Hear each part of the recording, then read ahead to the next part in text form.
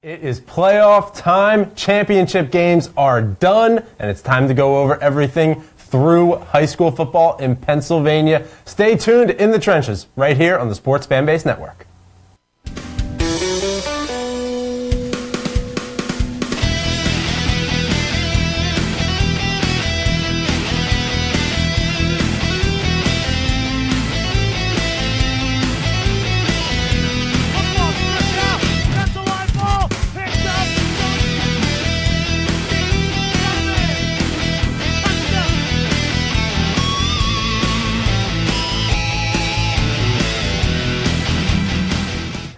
Good evening, Pennsylvania high school football fans. I'm Richie Blyweiss, welcoming you back to the final episode of In the Trenches right here on the Sports Fanbase Network. Thank you so much for tuning in. And as you can see, I have got these two gems sitting next to me. We don't have Ari Bluestein. He's a little under the weather tonight, so Ari, we're wishing you all the best. And thank you so much for filling in for this one over here. Corey Sharp, who has been away for the last little bit. He's missed the majority of high school playoffs in Pennsylvania. I'm back for the championship, though. That's all that matters. Yes. He's been trusting the process, and he has been as well. He has not missed an episode all season. Take that, Corey. Perfect attendance. I just want to throw that one out there. I did have 11 to 12 years perfect attendance before I went to college, so that's a fun fact. What happened in college? Mike discovered the finer things in life in college, and that was it. So thank you so much for tuning in tonight. Again, this is our last episode of the season for In the Trenches. Tonight, though, we will be telling you about the lineup for the upcoming season of all the shows here on the Sports Fanbase Network. We've got some really big announcements, some exciting things happening, new talent coming in, and new analysts that are going to be breaking down some great sports all across Pennsylvania and Jersey. So you're definitely going to want to stay tuned for that. But, tonight we want to go through 1A through 6A like we've done all season, and especially like we've done in these playoffs. But really, now that these championship games are over, we're able to look at the champions, we're able to look at the runners-up, and we're able just to really break things down. But even more than breaking the games down, you heard us last week. We made our picks. We made our predictions. Not me. I let these guys do it. But you heard it last week. Some great picks, even by Ari. We even sent out some Twitter polls and asked for your thoughts. We asked for you to give us your feedback in terms of what you thought was going to happen with the games. So tonight, we are not shying away from our picks. We see a lot of other shows where they make their picks before the games, and you never see it again. The analyst picks seem to just go away. That's not happening here on In the Trenches. So tonight, you're going to see a graphic come up on the screen that will actually show you as we go 1A through 6A. You will see it on the side of your screen. You'll be able to see it that shows you exactly how many people on our panel and you at home got them correct. And we're going to keep a running tally because, truthfully, I think you're going to be a little bit shocked by all of it when all is said and done at the end of the night. So, as you can see, let's get right into this. Let's get right into the brackets here. And I think we're going to try and go tonight without commercials. I'm just tired of commercials. I think we just need to get rid of them altogether. Love that at home. Yeah. I absolutely. I don't think you're want any commercials at this. We've got too much excitement to talk about. So let's get right into it. As we go into 1A, let's punch up the brackets here just so we can get a little bit of a reminder. And you're seeing the brackets there at home. And, really, our champions have been crowned. So as we go through, let's just take a look at these final four here. Homer Center and Jeannette, they were our top two. Homer Center got here over a win over Steele High, 20-14. And Homer Center went on to play Jeannette. Jeannette took down Farrell 17-6. Both relatively low-scoring games, considering what you're seeing in this championship match. As you see, Jeannette wins handily here by a score of 42-12. And really, not what we were all thinking here. We were actually split in our votes. We were split here, as you can see up there on the screen. Mike, you thought Jeannette was going to take this one 28-21, right in the team. You thought a little bit of a closer score. Ari had this one at 17-13. Corey, you had this one at 27-21. And then for the Twitter voters, 77% of you thought that Jeannette was going to win. That was 142 total votes there.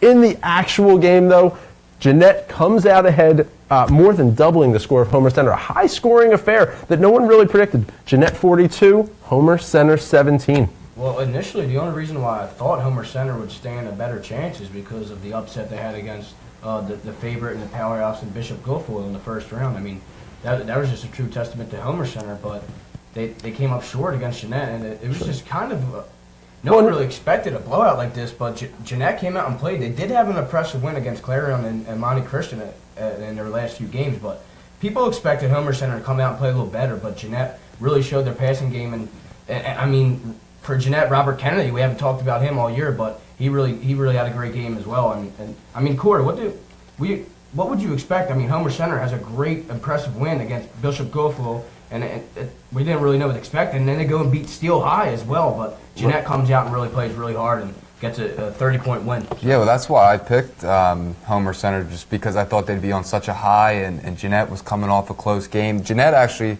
to get to the state championship, they had to beat Clairton, who they haven't beaten in 6 years. Or I'm sorry, in 6 of the last matchups. So that was good on their part. But yeah, Homer Center, you would think, 2 upsets, and it was each by the same score too, 20-14. That they were battle tested, but yeah. Well, these are some great highlights that we're seeing here, and thank you so much to our SFBN crew for putting these together. You're seeing just some great passing here. I'm not seeing a whole lot in the way of defense, but you really are seeing some great catches. I will say, I mean, there's a blocked punt right there. I mean, Jeannette really just had this game, just dominated in this game. You're seeing some great. Oh my goodness, look at that. That's a great throw. That is a great throw, and that's a great catch going backwards there. Because of this quarterback in Jeannette, Robert Kennedy. We didn't talk about him all year, but he's a dual threat type of guy. He had 18 rushes, 114 yards, and throwing 2 touchdowns as well. But in the passing game, you see it in here too. He had 143 yards passing and 2 touchdowns, and he also had a reception touchdown. I mean, that's just an excellent play from the quarterback, and their defense stepped up as well, only holding the Homer Center team to 12. Homer Center's running game is looking really good coming into this game, but Jeannette really flipped the script on them, and we could see it here that their athletic ability was just too much for the Homer Center team to compete with, and Jeannette won a state champs. Yeah, well, and let's give some credit where credit is due. Thank you so much to the people at Eastern PA Football and Western PA Football helping us out so much with those highlights, with those video highlights there. Corey, you wanted to say something, and then I want to come back to Robert Kennedy for a moment, if you don't mind. This game was over in the second quarter after Robert Kennedy's 56-yard touchdown run, and you would think that Jeannette would maybe let up the gas a little bit, but they held Homer Center to 163 total yards. That's a testament to their defensive tenacity, that they kept all game long, that they didn't stop. They really didn't let Homer Center breathe for a second. Well, Homer Center, 2 1,000-yard-plus rushers, Jesse Lee, Mike McCracken, they're held to a combined 105 yards today, over 30 carries. I mean, that is just strong defense right there by Jeannette. Robert Kennedy, we talked about him as the quarterback, courtesy of the Pittsburgh Post-Gazette. Here's Robert Kennedy talking today about their mentality. He says, "We're never going to give up. Our mentality is just to dominate the entire game, and that's what we did today. We dominated in all 3 phases." This is one of those times, guys, when the championship is over. Is it okay to gloat once the champion's over? I mean, that is a gloating statement there. When you say, you know what?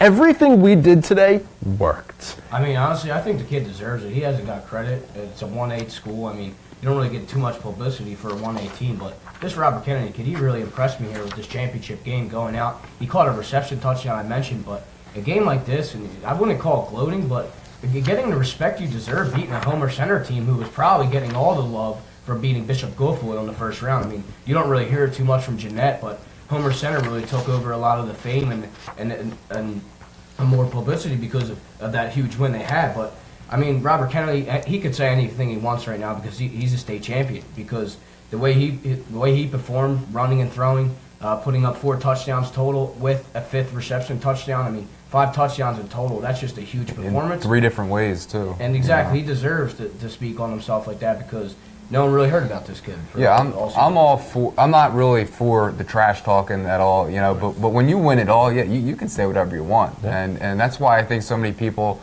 for example, had problems with LeBron, not 1, not 2, because he didn't do anything yet. Right. If he were to had he won a championship in Cleveland, it would have been okay for him to go in and say, not 1, not 2, not 3. But because he hadn't done anything and he had a mediocre team in Cleveland, right. And that's you why went there's so from much there. pressure on him. And Sure. now that he's won it, whatever, you can say what you want. Well, you covered the game and you said Jeannette didn't let their foot off the gas, and that's exactly what Robert Kennedy was talking about in his interview statement. And once again, we never knew what the question was for that statement to be put out there, but shout out Robert Kennedy.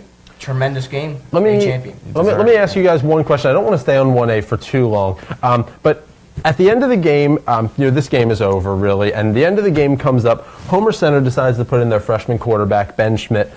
He goes 2 for 8, 32 yards. I'm not going to get into your detailed analysis as much as I know you're thinking about Ben Schmidt as the freshman quarterback. My question to you guys is the thought on experience versus fear of putting in a freshman quarterback, even though the game's over, and when your coach pulls your quarterback and puts you in as a freshman, he's saying, we're relinquishing this game.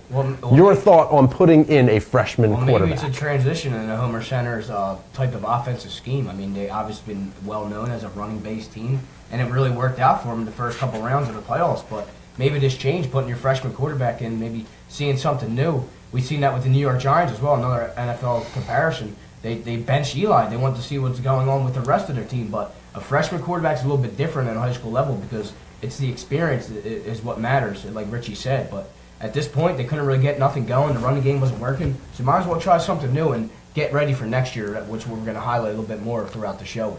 I think things that look good for next year and what they have ready for them. I think for your Eli comparison, I think there might be a little bit of spite on Ben McAdoo's part. I don't think we're getting that out of a high school coach. Yeah, level. I think if the coach put the freshman in, he had to be ready to play. I don't think he would have done it if he wasn't ready. He could have been a senior. Everybody knows when you're putting in your backup quarterback, no matter if he's a freshman or senior, that you're pretty much relinquishing the game. But him being a freshman, coach had to know he was ready to play. All right, guys. Well, Homer Center, they go to 13-2 on the year. They have losses to Legionnaire Valley and, of course, this one to Jeannette. Jeannette, congratulations. You are the Pennsylvania 1A state champs, 16-1 this season. Your only loss coming to Clareton. So congratulations to you, 1A state champs. We are going to move on now to 2A. And as you can see, 2A, let's take a look at that bracket. It's up there on the screen for you. Thank you so much, Julian. You can see these final four here is what we're going to really look at right now. You have Southern Columbia and Wilmington is who's in your championship game. Southern Columbia gets there by just absolutely crushing Dunmore, 56-19.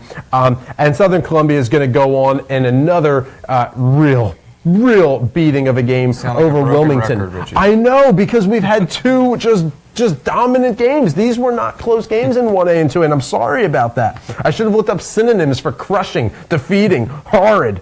But Wilmington gets there over a 49-42, a close game. There you go, Corey. I gave you a close game. 49-42 win over Washington. It comes down to battle of two undefeated teams here, Southern Columbia and Wilmington, and Southern Columbia shows why they are the champs of 2A as they beat Wilmington here 48-0. Wilmington can't even get anything going in this game in spite of all their efforts.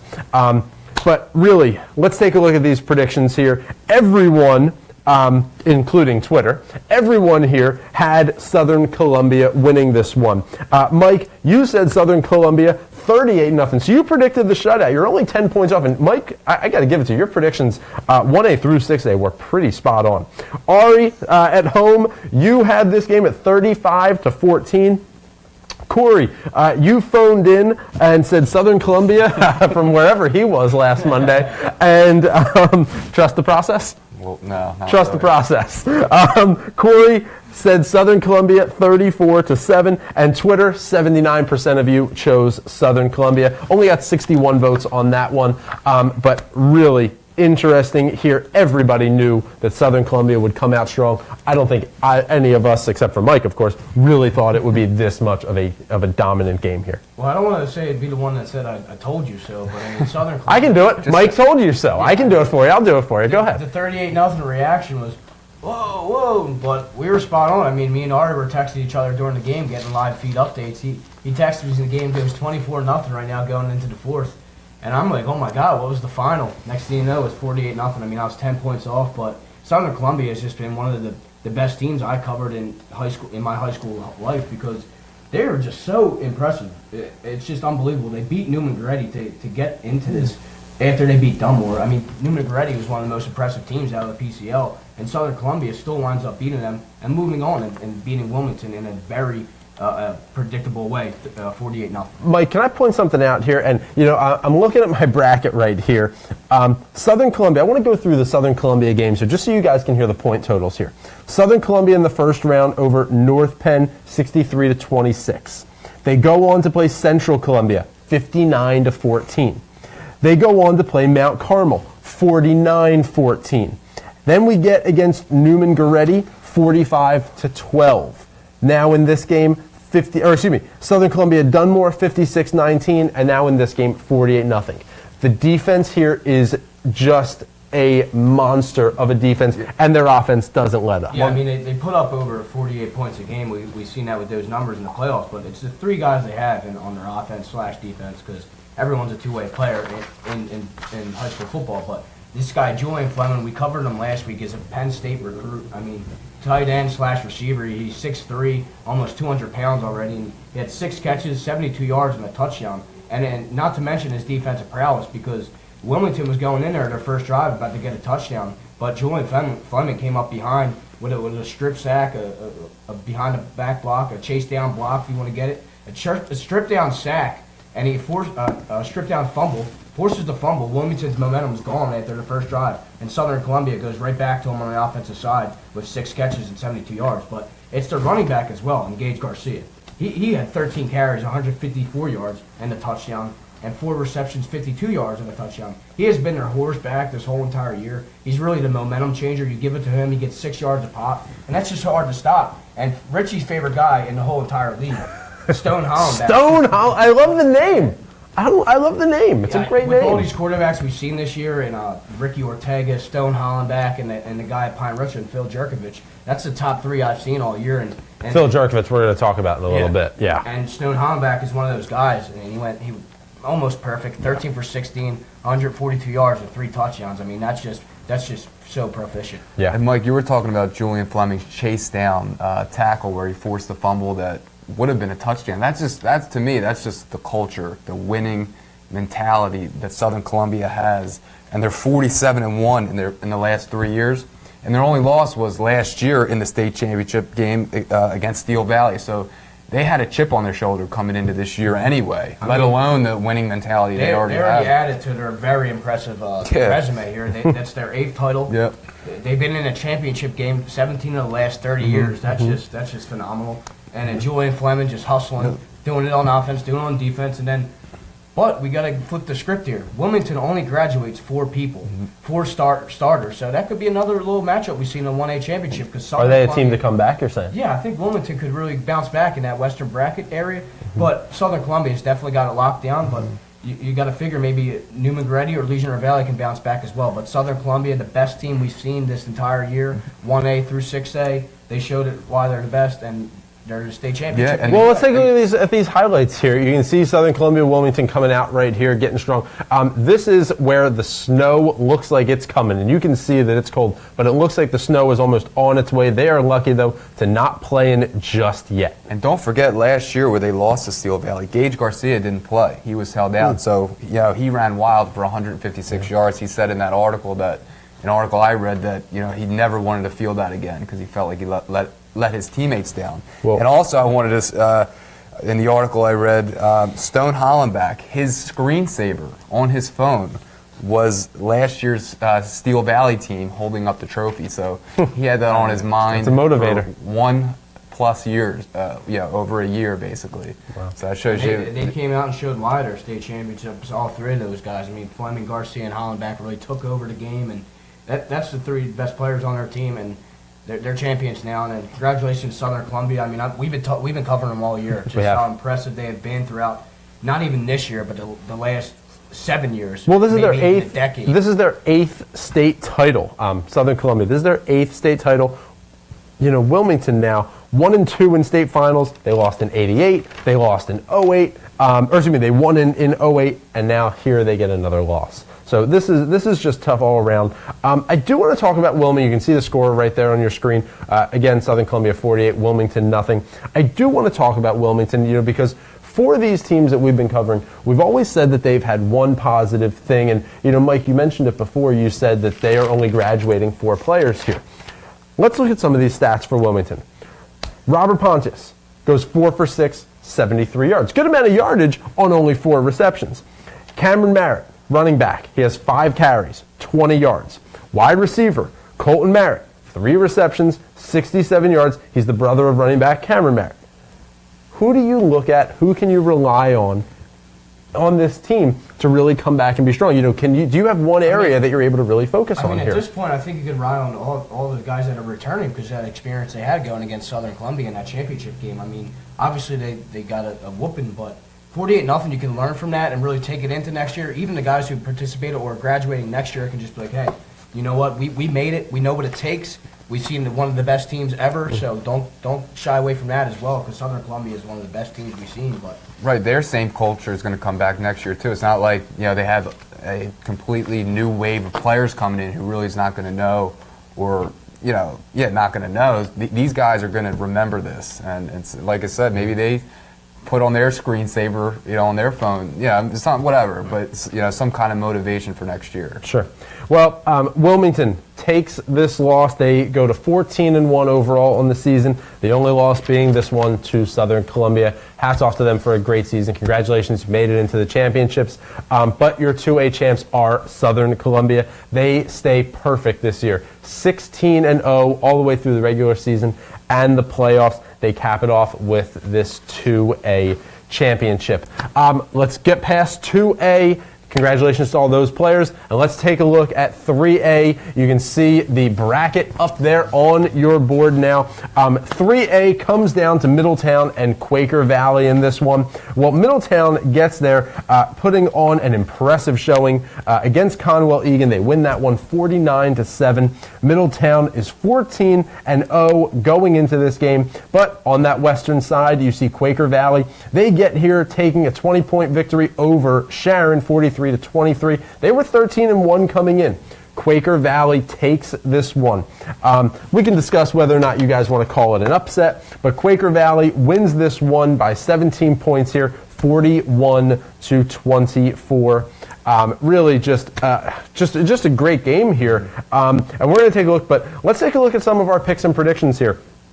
For 3A, Middletown versus Quaker Valley. Mike, you said Quaker Valley in this one. You were correct. You said it was going to be a much closer game. You had Quaker Valley winning this one by 3, saying 17-14. Ari at home, Middletown 35-31. He had this one wrong. I'm going to point that one out. He had this one wrong because he's not here to defend himself. So 35-31, Ari said. Corey, you had Middletown in this one. You were very wrong on this one because you said Middletown was going to dominate 41-7. Yeah, that was a tough one. But our Twitter poll, pretty split on this one. They had Middletown, but 53% said Middletown out of 62 votes here. They said Quaker Valley with 47%. So really, this one was a little bit of a shocker to all of us. I don't mind being proved wrong, by something like that. It's such a great story too. Yeah. This Quaker Valley team we haven't really talked much about on the show, but their head coach, their previous head coach, resigned a few days before the season started, and Jerry Vecchio, who was the PA announcer for the team, agreed to take over, and he led his team to a state championship. And it's 18 days before the season starts. 18 days before the season starts. He's 65 years old, and he's not coming back next year. He just agreed to do it. He already did it. Already. Wow. So he agreed to do it for this year, and he won't be back next year, but that's a pretty cool way to go out, don't you think? Going out on top. Well, he's a former... Against Ari's favorite pick in Middletown. Ari's been talking about Middletown and their state championship run for about a month and a half now. So. And Vecchio, he's a former teacher. He is a former coach. He hasn't coached football since 1986. So this is 31 years that it's been since he has coached. And it's not like Quaker Valley is a real powerhouse either. They've only made their league playoffs 6 times in the last 61 years. So it's not like these guys, they came out of nowhere, Quaker Valley, and shout out to them, congratulations. Their first WPIAL title, just 3 weeks prior they get, thanks to this coach and the heart of this team. Well, you're seeing some of the highlights on the board here. Jordan Taylor, he's their big guy in their power running back. I mean, he had 15 carries for 147 with 2 touchdowns, and a sack as well, they had on the air. But I mean, Middletown's a really great team. As you see, their special teams getting involved in the snow there. That's really huge from a momentum state of mind. But, I mean, Quaker Valley's quarterback, and Ricky Gus, you'll see him right here, is way too much. He's one of the best dual-throughout quarterbacks we've highlighted all season. Well, and he has 2 touchdowns on the day here. He probably marched the top. He marched the top 4 in probably my favorite quarterback. He wound up going 104 passing yards and 2 touchdowns with 19 rushes, 97 yards. And a touchdown to add to that. But, I mean, you see it right here. Quaker Valley came out on top. We thought it was going to be a closer scoring game, but it didn't wind up being that, and they wound up blowing out Middletown. It's something like that, coming together like that early in the year. They really rallied around their coach, their new coach, Jerry Vecchio, and you could just tell the energy that they played with. And after the game, the videos after the game, that they really love that guy. And for him to step in like that, I mean, that's I can't speak enough about that. And he's done. I can't get over the fact that he's... That's how you come in, you go out on top. You go out like a champ. You really handle yourself. You go in and out like a champ on this one. Anything you guys else want to say about Middletown or Quaker? I mean, we got some great players for Quaker Valley, and I don't want to overlook them.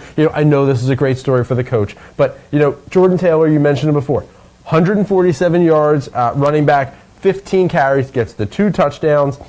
He has carries of 34 and 35 for both of those there. Ricky Gus throws 2 touchdowns. We talked about him. Only 97 yards, 16 carries. Ethan Moore, wide receiver, he has 2 touchdowns on the day. And they played without Isaiah Moore in this game. Mm-hmm. He's sidelined. He's got an upper body injury there. Well, I think Middletown's going to be all right next year in this 3A bracket. But Quaker Valley just in a very impressive win. They're going to have to find their new coach, as Corey was saying. But that quarterback in Ricky Gus is one of the most impressive players we've seen all year. We talked about one of the top quarterbacks in PA. He'll definitely make the top 5. And I mean, he's just an outstanding quarterback. He can run. He can throw.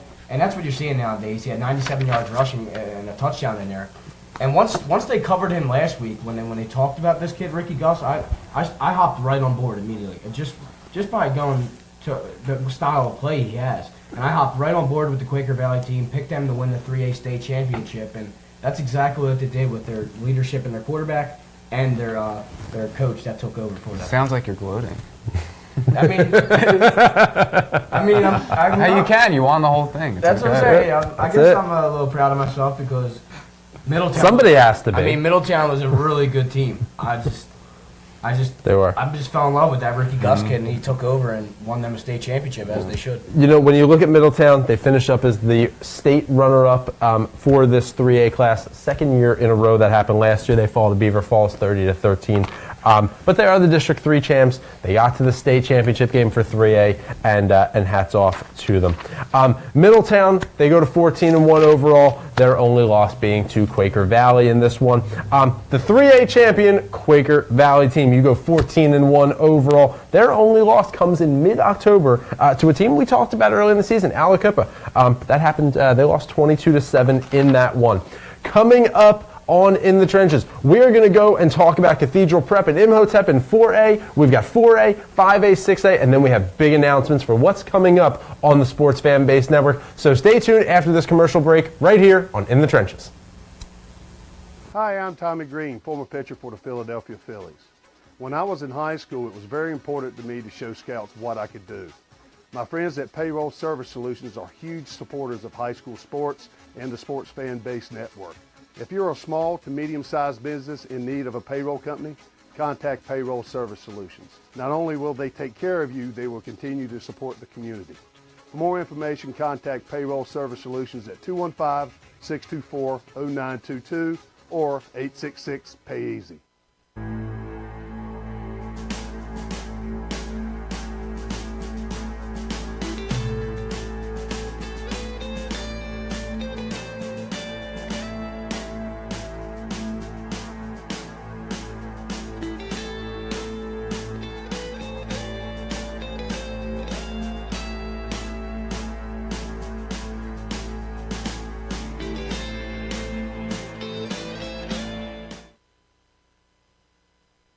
Pennsylvania is a big state, and there's great high school football action happening each week to discuss. Let's deep. Got a man. Touchdown. Join me, Richie Blyweiss, and my fellow analysts, Corey Sharp and Mike Palmer, on In the Trenches on the Sports Fan Base Network. In the Trenches, the only show dedicated to all 12 PIAA districts in Pennsylvania, coming to you every Monday live on Facebook. Tune in for information, stats, analysis, and some great previews and predictions. Be sure to submit questions and comments using hashtag #InTheTrenches or comment live during the show. So be sure to watch In the Trenches on the SFBN for all you need to know about high school football in the Keystone State. I'm Richie Blyweiss, reminding you, stay classy and be good to each other.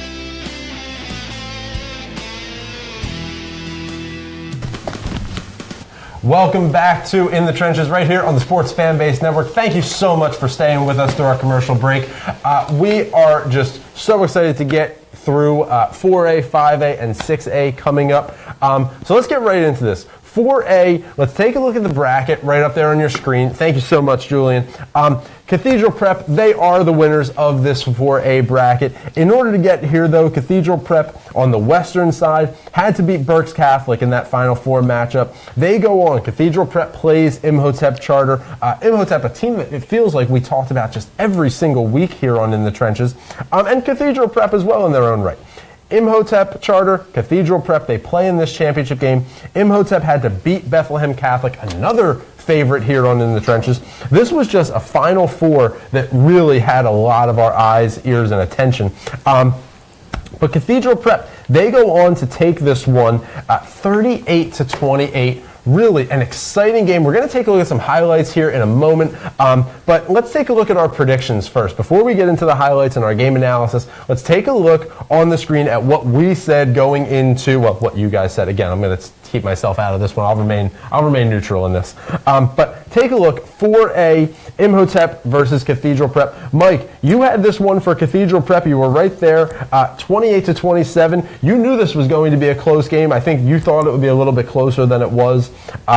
Ari, at home, Ari said Cathedral Prep 42-34. He was actually pretty close here on this one. Corey, you thought Imhotep had this one 33-16. I'm going to let you defend yourself on that one because I think you have a little bit of an excuse. Hometown bias. That was it? Okay, that's all you got? That's all I got. All right, that's fine. Twitter, Imhotep, you thought 41%. Cathedral Prep 59%. That was out of 83 votes there on Twitter. But the actual game is really what matters here. And in the actual game, Cathedral Prep came out on top 38-28 over Imhotep. Cathedral Prep defeats them. This is their second straight state title. Yeah, this was like the rubber match. I think they played the last 3 years. Imhotep took the first one 2 years ago, and then Cathedral Prep has taken the last two. But to me, this game was lost at right after halftime. It's only a 17-13 game, and Cathedral Prep comes up with a recovered onside kick, and to me, that's kind of a lack of preparation to me because in a state championship game, you have to be ready for everything, and the fact that they weren't able to recover that to me just kind of proves that their minds weren't in it, and that may not have been really their fault with all that's going on surrounding the team with Desheem Young, who was not with them as we know for something that happened over the summer. Yeah, I mean, with Tim being gone, he's one of the best players for me. And in the fashion too, it wasn't like he was hurt either. It's the fashion. Yeah, it's whatever's going on with him is pretty crazy. But I mean, Imhotep. The reason why I picked the score so closely because I really thought Imhotep could maybe pull it off, but without Desheem Young, they had no chance because he's their best player. And he just made a mistake, but Cathedral Prep comes out and shows they don't care who's on their roster. They don't care. Cathedral Prep came out and executed their game plan and won this state championship back-to-back years against, I guess, their rival now, cross-state rival in Imhotep. So Cathedral Prep comes out, sticks to the game plan. I mean, they stuck with their workhorse and Billy Lucas. He has been phenomenal, averaging 3 touchdowns a game in the playoffs. He had 5 last week, turns out with 3 this week. And then Joe Mishler, the quarterback, has been outstanding all year as well. He's an Ohio University commit. He went 8 for 13, 196, and a touchdown.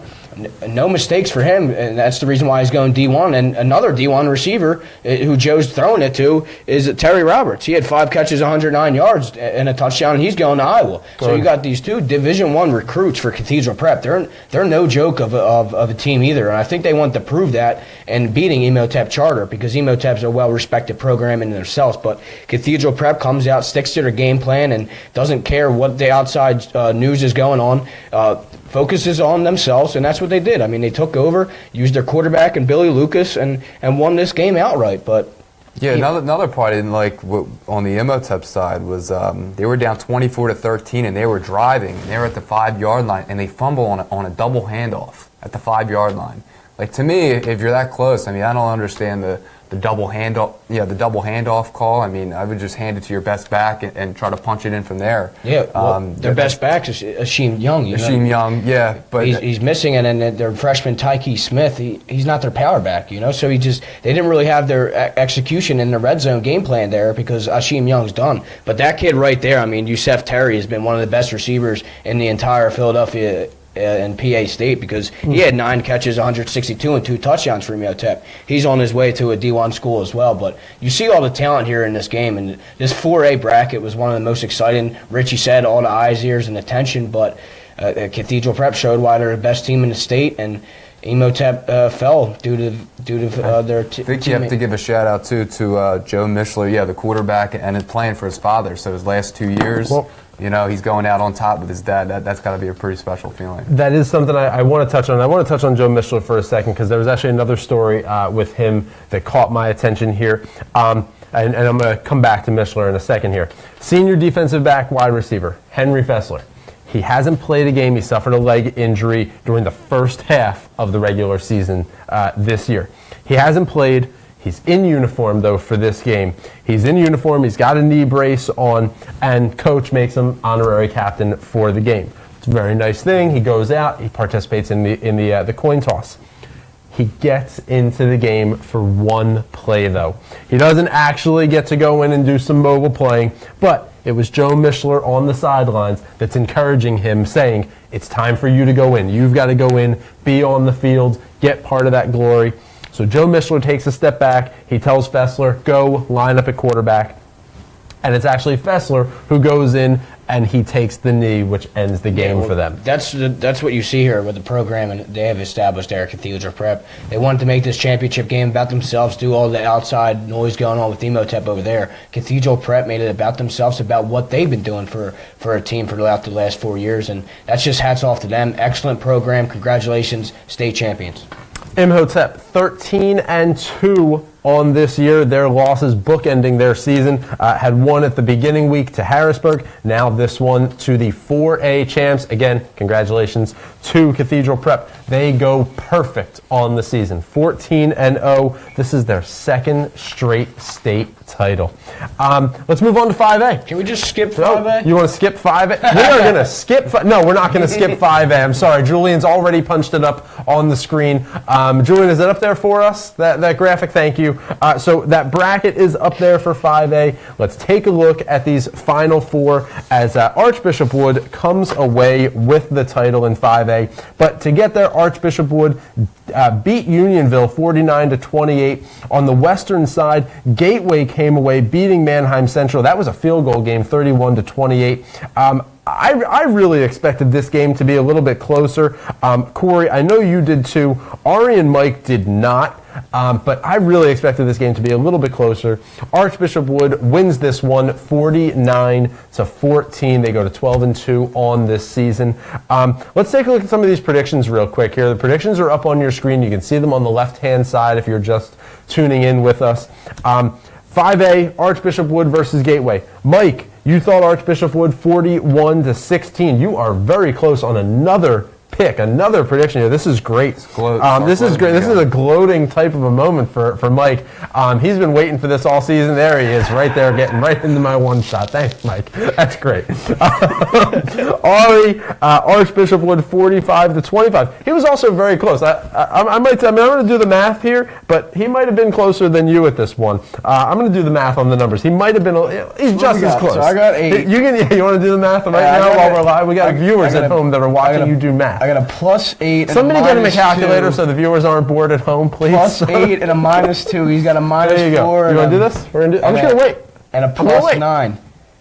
8 to 2. That's 6. Carry the 4. There you go. He's got it. He's got it. He's got it. Somebody help him. Somebody. Can Mike, somebody? get that off, You're commenting on Facebook Live. Somebody do the math for Mike. if you and line tell me us. up at our at the producer Julian will tell us. So please, somebody. If you line me up in a slot receiver, I can count the yard markers like that. Oh, my But goodness. If you got this, that's too much numbers. Yeah.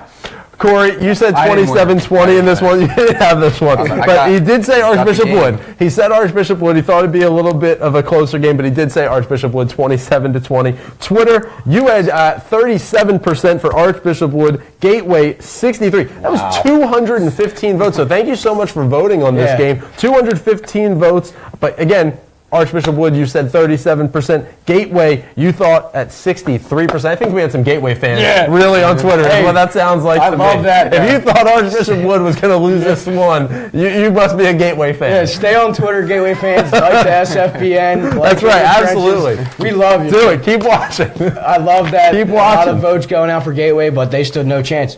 I mean, Archbishop Wood is one of the best teams in the Philadelphia PCL, but they showed. And you can see why right here on these exactly. highlights. Nasir Peoples is one of the best running backs. They just produce these Peoples. I mean, they've been producing them since. Is that a pun? Yeah, it was. You like that one? Oh, yeah. I caught it. So he had 26 rushes for 266 and 4 touchdowns. I mean, Wood had 459 yards total rushing, and they showed their dominance against Gateway. But Gateway is a good team in their own right. But Archbishop Wood is a powerhouse, and they showed why. Yeah, I think this game was over when Archbishop Wood came off the bus, to be honest with you. And Well, Wood led this game 42-0 at the half. It's over. I think they led 42-0 at the half. Their last 3 games, really, to be honest, and they scored on their first 9 carries of the game. 3 of them went for touchdowns. Nasir Peoples had 197 yards at halftime. Well, Wood scores. Here, I'm going to give you another one similar to what you said, and we're just seeing the dominance right here. But Wood scores on 6 of the first 7 possessions in the first half. The only reason they don't score on that final possession,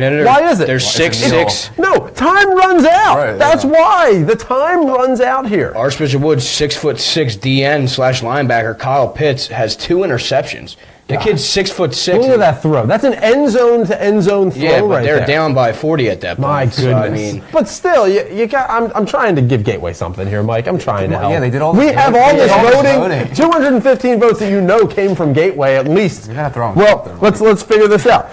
Let's see. Gateway had 63%. 63% of 215 votes probably came from Gateway. yeah, I mean, Travis Thompson had a great game as well with 5 catches, 172 yards. But I don't know. I don't think Gateway stood a shot. I mean, This is the first appearance that they've had in the playoffs since 1988. That's back when the PIAA started postseason games. That was the last time that they were in this tournament.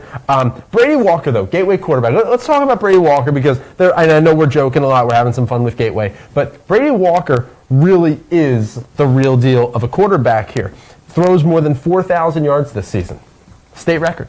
Yeah, I mean. Nobody? Nothing? What, that has to impress you. It does impress me, but, you didn't do it Last against week Wood. he throws for 465 yards we were talking about. Archbishop Wood is obviously a different animal, and you have to come out with I don't know if a better mindset's the right word, but you just have to be on your A game. You have to play an A++ game. And he goes 12 for 26. He's got 257 yards in this game. Brings his career total as a graduating senior 8,800 yards for his career. I mean, those are staggering numbers right there. Yet they just fall short. I mean, you're just playing a very good Archbishop Wood team. Yeah, I don't understand because those 2 long touchdowns came in the second half. I don't know if Gateway really played conservative. They were scared to take the long ball shots. Are there adjustments? They have almost a 10,000-yard quarterback for his career. I would like to air it out against Wood immediately. But Wood's front 7 is just one of the fastest in the league. I mean, you don't really hear that about a defensive line because they're really fast. I mean, you usually hear they're powerful, strong up front, but that front 7 is really fast. for Archbishop Wood. And I'm sure Brady Walker, once he felt pressure, he just didn't know what to do. And at that point, Wood just suffocated the Gateway offense and won another state championship. But I think Wood should, I know they have no control, but I think they need to go up to 6A because that's just ridiculous. Their way into the finals was probably the easiest I've seen in years. I mean, they played Ryan to start. Their fourth of their last 5 years they've won a state championship. It's just, I think Wood can agree. Wood I want to bring something. Hold on, wait. I want to bring something because we're going to get into this debate anyway. So let me just kind of preface it a little bit here because we're going to get into this debate. We talked about it last week, but is there an argument for the strengths of Catholic and private schools? It is the time-old argument, but is there an argument for Catholic schools and private schools needing their own classification, maybe needing their own district, maybe needing their own playoff tournament? Do they need their own bracket so that you see teams like Wood and St. Joe's Prep, that you see Erie Cathedral Prep? Richland or... Is there an argument for these teams playing each other? I would like to see like a little tournament of champions at the very least. I mean, you take a tournament of 1A through 6A? Something like that. Okay. Yeah, I mean, why not? I would like to see we got time. Yeah. We got time. I mean, I would love to see Wood play Pine-Richland. Wouldn't you guys? I mean, I think that'd be a heck of a matchup. You want to see Wood play Jeannette?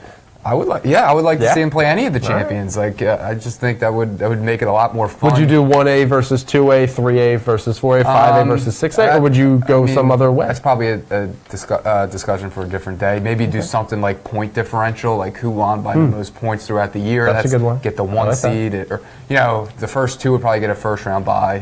Three. If you do that by point differential, you are going to start to see teams that are winning these games, 42-0, like we've seen, all those games where in the last quarter they're pulling players, they're doing kneel downs to keep players protected. If you get into something like that where you're looking at point differentials, suddenly you're going to see players getting injured more because they're playing more, going for points, knowing the differential. I'm just talking about I mean, I guess I see your point, but I don't know. That really wouldn't be on my mind. I mean, I guess at the end of the day, shout out to Wood, hats off to them. I mean, they won another state championship. It's just something's got to be done because they had the easiest.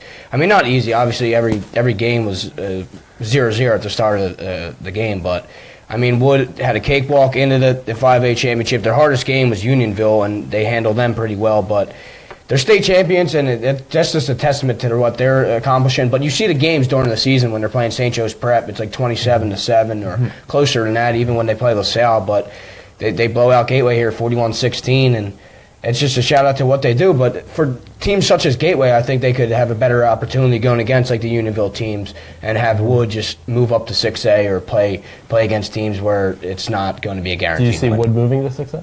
I mean, it's all enrollment. I wish you could just move up. Obviously, they would love to do that just to prove that they are. What about a rule of if you win your championship? Let's say you take a team like Wood. Wood just won in 5A.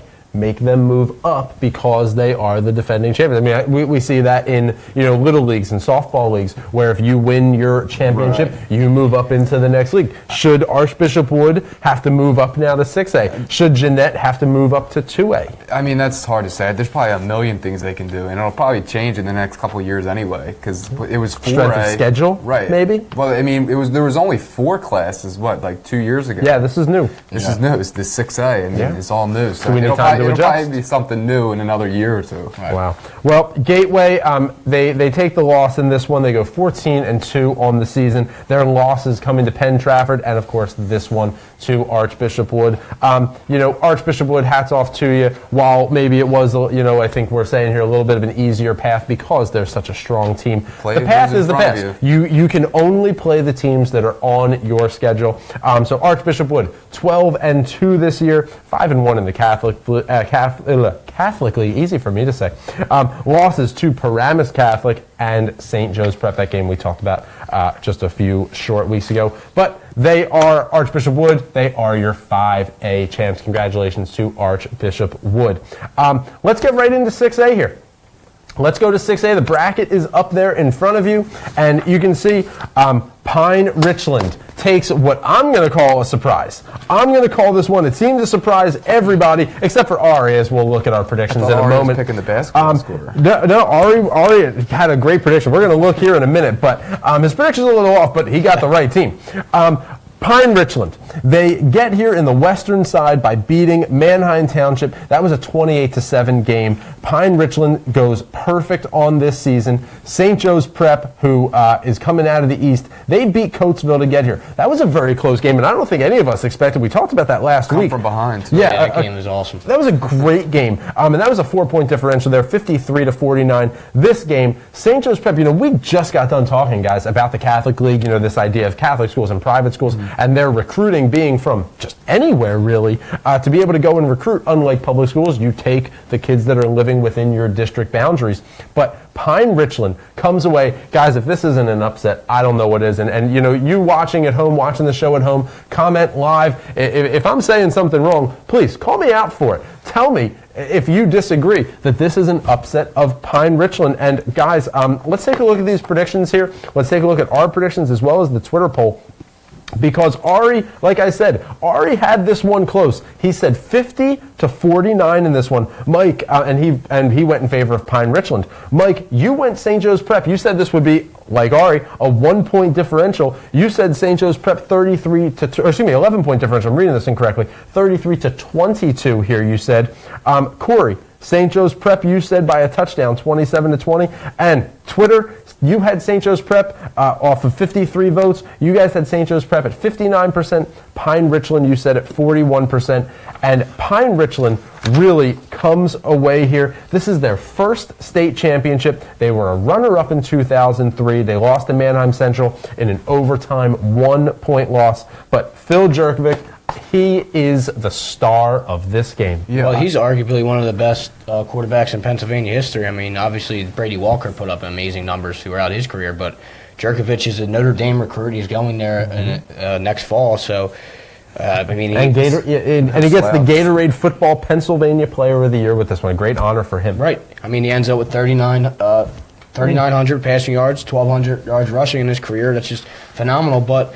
The thing that slowed down St. Joe's Prep here was 4 fumbles lost. I mean, if that doesn't happen, especially in the red zone. I mean, they fumbled a couple times in the red zone driving in on a reception touchdown. If that doesn't happen, this game could be a little bit different. But Jerkovic took advantage of that, and so did Pine-Richland. I mean, they came out and balled out, and they're 6A state champs, the most important game of the year, and here it is. I mean, great matchup between two excellent teams, and we've seen a pretty good game, but just fumbles from Prep really screwed them over. Right. I mean, if you're going to give a guy like Phil Jerkovic, who, like you said, is going to Notre Dame, if you give him an extra 4 possessions, I mean, he's going to beat you. And I think today was Saturday was just a indication of St. Joe's really not bringing their A game and getting beat for it. If you don't bring your A game really against anybody, especially in a state championship game, you're going to get beat because, in a 1 game, for all the marbles, anything can happen. Yeah, I mean, Jerkovic had 4 rushing touchdowns in that game as well, so he showed he could do it all from pretty close in, 1, 17, 13, and 6. He only rushed for 88 yards on 20 carries. But he passes for 200 yards. 200 This yards. guy is a well-rounded quarterback, guys. And I mean, look, let's watch this. This is the snow game right here. The snow is starting to come. State championship game playing in the snow. You can't love that. That's what you dream of. That's right. That's what it's all about here. I mean, Pine-Richland showed why they're the best team in Pennsylvania here in the 6A. They just power through you, especially with their quarterback and Phil Jerkovic. But I mean, St. Joe's Prep fumbled 4 times. That's the key stat here. They showed that they could come back throughout the game, which they did earlier. There's the fumble right there at the 1-yard line when they're about to go in and score. That's just devastating. And I mean, Prep really has a lot to look forward to as well. This could be another 6A rematch because Prep sophomore. These 2 teams could be again next year. Absolutely. Prep sophomore Colby Burrell. Yeah, he rushed for 158 yards, and he's only a sophomore. Carries. Exactly, he's only a sophomore. But how do you replace the Jerkovic at that point? I mean, you can't. To be honest, he's at Notre Dame. That's one of the most prestigious schools. Once in a generation. Exactly, once in a lifetime quarterback, and that's why Pine-Richland won it all. Not even for the quarterback, but for their team. And Jerkovic gets the Gatorade Player of the Year in Pennsylvania, and that's well deserved because he is just excellent. He can run the read options. He can do them RPO type of progressions, and that's what you need because.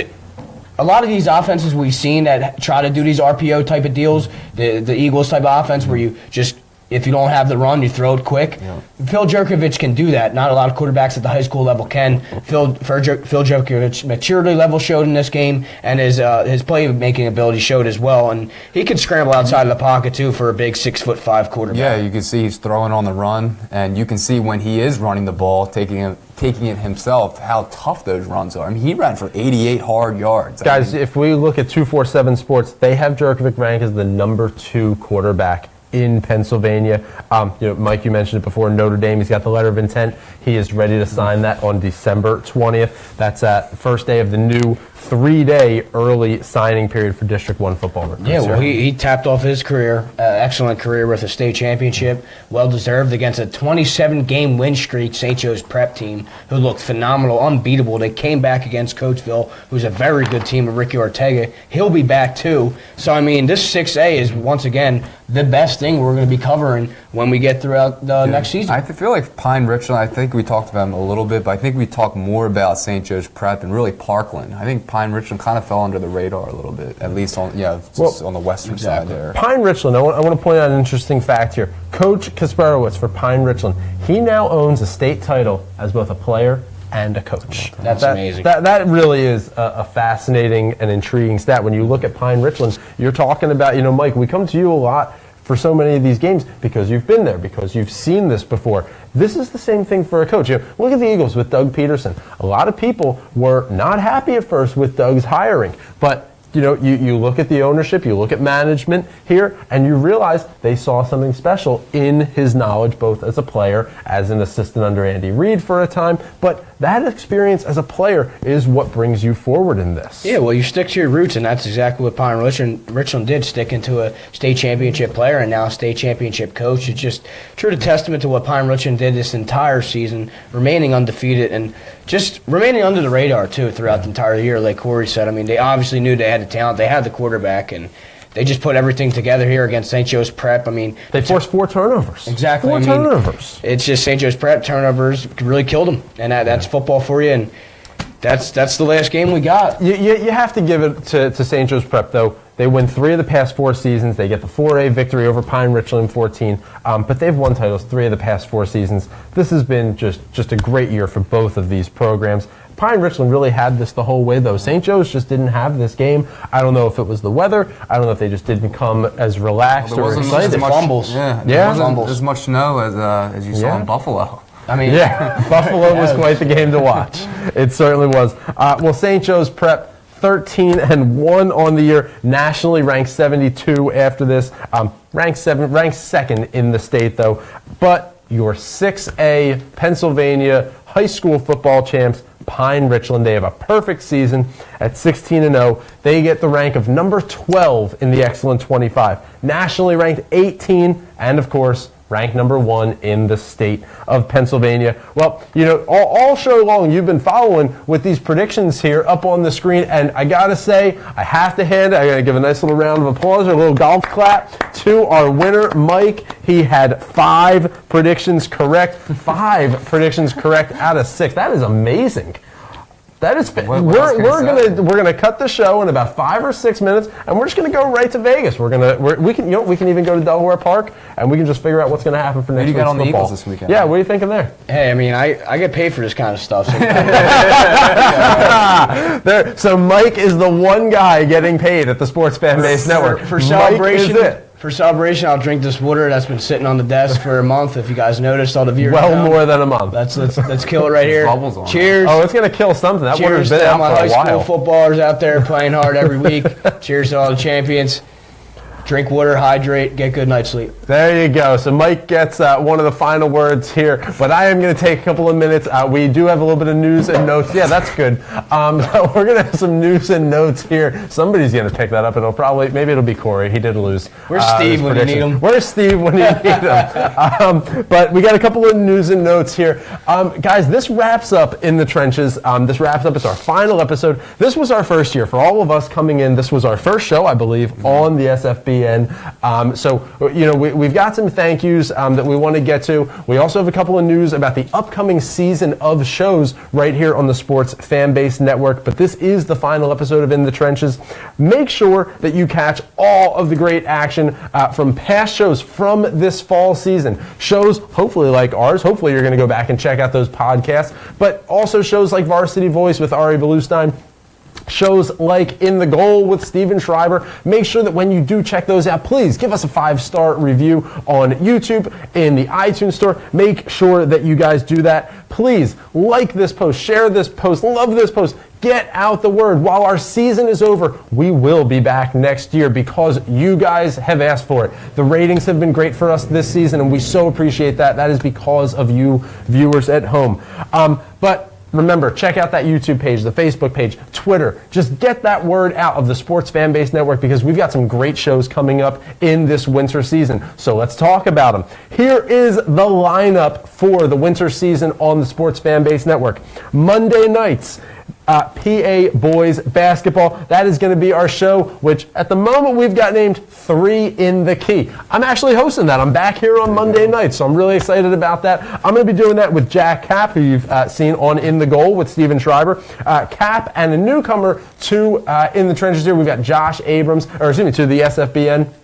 So it's going to be Josh Abrams, Cap, and myself hosting, but that'll be Monday nights, PA Boys Basketball. Tuesday, we're going across the state lines. We're going to go to New Jersey. We've got a New Jersey high school wrestling show. That's going to be Mark Tribble and Brett Fetty. They're going to be hosting that. Wednesdays, we have an all-new format, an all-new show for Varsity Voice. No, it's not going to be hosted by Ari Bluestein. It's actually going to be hosted by Frankie Stokes. So Frankie Stokes is coming out to host Varsity Voice on Wednesdays. Thursday, PA girls basketball action. That's going to be Nikki Jones, who I met the other night. We had our meeting here. She is lovely, and I am so excited for her to get her show started. That's Nikki Jones, Joe Fight, and Coach Mike McDonald. He's the girls' coach for Archbishop Wood's varsity team. But guys, I'm excited. I've got this PA Boys basketball show on Monday nights. It just keeps going. I'm really excited to get back. Philly basketball is some of the best there is. It really is. Fun with that. I'm going to have a lot of fun with that. I'm excited about this coming up. In the meantime, make sure that you check out the website, www.thesfbn.com. There you can read some great articles written by these two guys. You can check out some of our old posts, some of our old shows. You can read stats pages, bio pages, everything you want to know, as well as our broadcast schedule. You can check all of that out right at www.thesfbn.com. All three of us, we have to give a big thank you to so many people here at the Sports Fan Base Network. Ari Bluestein for giving us this opportunity. We have to thank Julian Bellman. Julian is the guy that you don't see on camera, but without him, none of this works. Julian's like the offensive lineman. Julian's no credit, but he does all the dirty work. Does all the dirty work. Julian said he's shaking his head at us because he knows that he loves doing this show with us. But Julian, we thank you so much. You are the reason that this show runs, the reason that it goes. So thank you so much to you, Julian. We so appreciate all your hard work with the graphics, the videos. Thank you so much. You really are a tremendous help to us. So thank you so much. Steven Schreiber, he's not here with us tonight, but he has been a great production assistant for us throughout this season. And, Steven, I know you're at home watching. You better be at home watching. But thank you so much for that. You have been great. We've had a lot of fun with you during the season. We've joked around a lot, but Steven, you have been great. I have to thank, I got to do a couple of personal things, and I'm sure a couple of these are for you guys as well. Ari and Julian, this was my first show, my first time being on camera to a live audience, and I thank you guys so much for that. You have no idea the opportunity and what it means to me, and for both of you guys. This was, all of us for our first time. Thank you so much for believing in us, for giving us this opportunity. Thank you to family, friends. They've shared our posts, they've seen them, they've liked them, they've shared them. So thank you so much to our family and friends and new friends that we've made. To our cast and crew, to our new viewers at home. Thank you so much for all of your support during this year. It's been an unbelievable time. It's been an exciting time. We can't wait to get back here next season, but it's just not possible without your support at home. Please keep supporting the Sports Fan Base Network. Great shows are coming up in this winter lineup. Basketball, wrestling, there is just so much happening. But again, thank you so much to you at home, family, friends, Just so grateful for your support. For Ari Bluestein, for Mike Palmer, for Julian Bellman, for Corey Sharp, my name is Richie Blyweiss. You've been watching In the Trenches, reminding you, stay classy and be good to each other. Have a good night.